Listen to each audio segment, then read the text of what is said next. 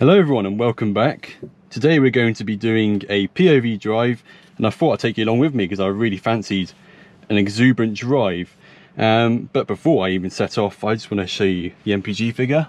So far we've done 15.4 miles per gallon, over 2 miles, because that's how long it took me to get here.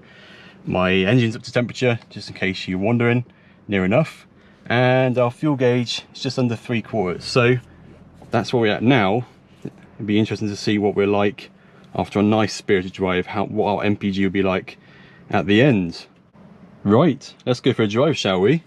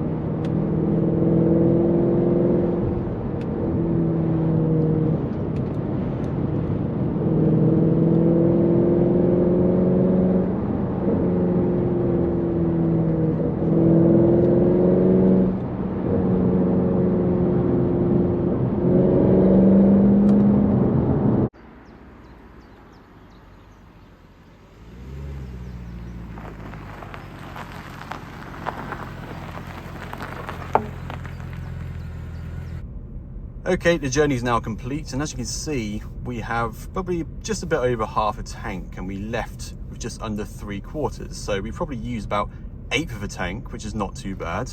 If we go over here, we can see how much mileage we've done.